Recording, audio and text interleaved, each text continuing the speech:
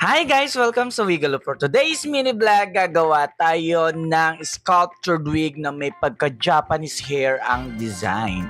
So ito ang napili ng color ng client, black with pink. So at dahil dyan, isa-section muna ni Ian or ihiwalay muna ni Ian yung kulay pink dun sa harap at ipoponytail ni Ian ang buhok.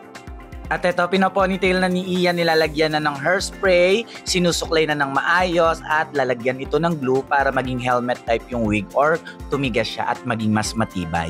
Suklay lang ng suklay para mas gumanda ang ponytail ng buhok niyan. At ito na, nilalagay na ni Ian yung highlights na kulay pink sa harap at ito na yung itsura. So okay na yung base, na ponytail na ni Ian yung buhok. Ayan yung itsura na ng wig. At next naman natin is isa-section naman niya yung buhok kasi ito yung i-sculptured naman ni Ian.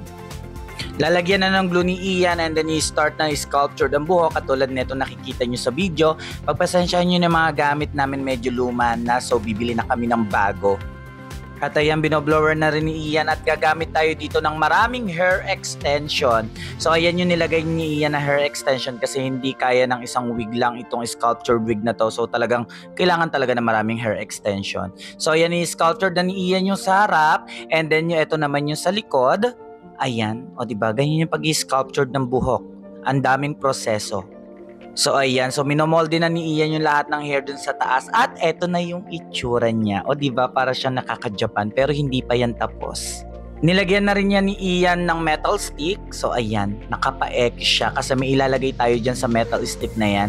So another hair extension na naman na pink. So nilagay ito sa harapan at ito ang ilalagay natin dyan sa mga bakal. Another hair extension na naman na may halong kulay pink.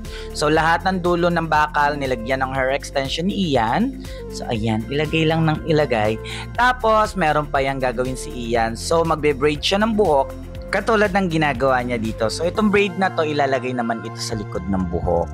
So ayan, braid lang tayo ng another extension. So kung mapapansin nyo, ang daming hair extension na nilagay dito. At ayan, na braid na ni Ian.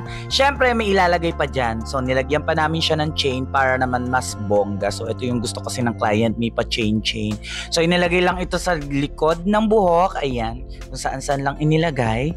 O diba, ganyan yung itsura niyan, magiging peg niya. Ang daming mga abubot dito sa buhok na to Ayan na, nalagay na yung braided na may chain. Ayan yung likod ng buhok. At ito na ang final look ng buhok na ito. So ayan, so sculptured wig na may pagka-Japan, black, pink. Ayan yung likod niya, super ganda. So hopefully magustuhan ito ng ating client. Sa mga gusto po magpagawa po ng drag queen wig po sa amin, mag-message lamang po kayo sa Wigalo Enterprise. Ayan, and then isend nyo po yung design na gusto ninyo at gagawin po natin yan. So yun lamang po dito ngayon sa video na to. Maraming salamat. Ingat po all.